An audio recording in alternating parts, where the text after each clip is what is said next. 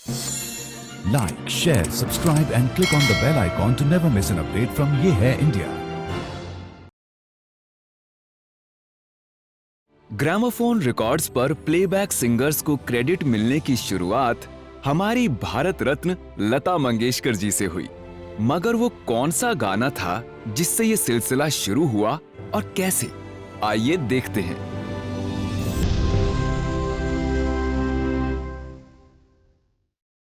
Artist के परिवार में जन्मी लता जी ने अपना सिंगिंग टैलेंट एक्सीडेंटली ही डिस्कवर किया। उनके पिता दीनानाथ जी, जो एक क्लासिकल सिंगर भी थे, उन्होंने अपने किसी शागिर्द को राग प्रैक्टिस करने को कहा और किसी काम में व्यस्त हो गए। लता जी वहीं पास ही में बैठी खेल रही थी और उन्हें ऐसा लगा कि शागिर्द राग सही नहीं गा रहा है, कुछ ऑफ है। अगले ही पल उस शागिर्द के राग को करेक्ट करने लगी। जब उनके पिताजी आए तो वो ये देखकर हैरान रह गए।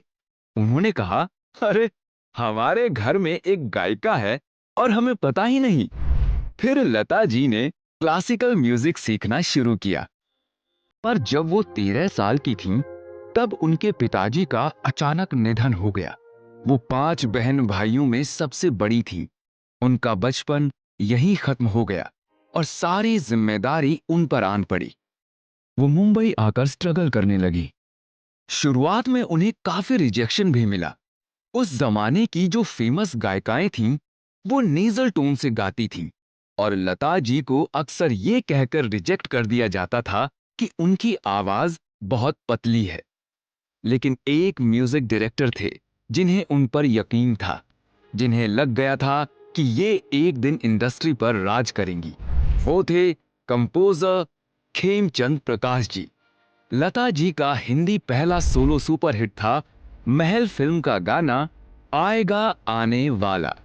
मगर उस फिल्म के ग्रामोफोन रिकॉर्ड पर गायिका का नाम लिखा था कामिनी। ऐसा क्यों भाई? असल में उस जमाने में रिकॉर्ड्स पर प्लेबैक सिंगर्स के नाम नहीं आते थे, बल्कि उन किरदारों के नाम आते थे जो पर्दे पर उस गाने को गा रहे हैं। लेकिन ये गाना इतना मशहूर हुआ और रेडियो पर इतना बजा कि रेडियो स्टेशन और रिकॉर्ड कंपनी के पास लेटर्स आने लगे ये जानने के लिए कि ये गाना किसने गाया है। यहां से लता जी का नाम पूरा देश जान गया और जो प्लेबैक सिंगर्स को इज्जत और क्रेडिट मिलना शुरू हुआ, वो एक तरह का माइलस्टोन था। इसके बाद ही फिल्म अवार्ड शोज में ऑफिशियली प्लेबैक सिंगर्स की कैटेगरी की शुरुआत हुई। उस जमाने की जितनी टॉप हीरोइंस थीं, वो चाहती थीं कि उनके लिए लता जी ही प्लेबैक करें। कई बार तो हीरोइंस ने अपने कॉन्ट्रैक्ट में लिखवाया कि सिर्फ और सिर्फ लता जी ही उन्हें गानों में आवाज देंगी।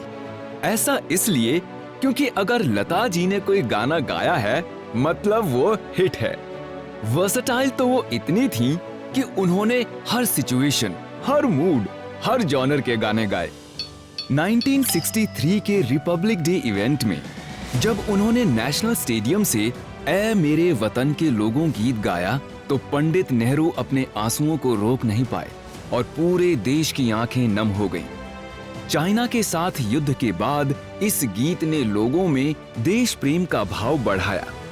सेना के जवान भी लड़ाई के वक्त इस गाने को याद करके अपने आप को इंस्पायर करते थे। 1983 में क्रिकेट वर्ल्ड कप जीतने के बाद बीसीसीआई के पास टीम को फेलिसिटेट करने के लिए फंड्स नहीं थे। तब लता जी, जो कि मेजर क्रिकेट फैन थी, उन्होंने एक कॉन्सर्ट ऑर्गेनाइज करके बीसीसीआई को पूरे 20 लाख रुपए दिए ताकि वो टीम इंडिया को सम्मानित कर सके। लता जी ने अनगिनत बेस्ट प्लेबैक अवार्ड्स जीते और ये उनकी दरियादिली थी कि 1970 के बाद उन्होंने खुद को अवार्ड्स के लिए नॉमिनेट करने से मना कर दिया, जिससे बाकी यंग सिंगर्स को मौका मिले और उनका हौसला बढ़े। उन्होंने पूरी दुनिया में अपने सुरों से जो खुशी और सुकून दिया है वो अनमोल है और इसी कला के लिए भारत सरकार ने उन्हें 2001 में भारत रत्न से सम्मानित किया। 2022 में लता जी हम सबको अलविदा कह गईं। भले ही वो आज हमारे साथ नहीं है, लेकिन उनकी आवाज सभी भारतवासियों के दिलों में हमेशा बसी रहेगी।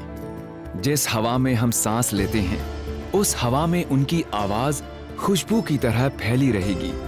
अंत में उन्हीं का एक गीत याद आता है, रहें ना रहें हम, महका करेंगे बन के कली, बन के सबा।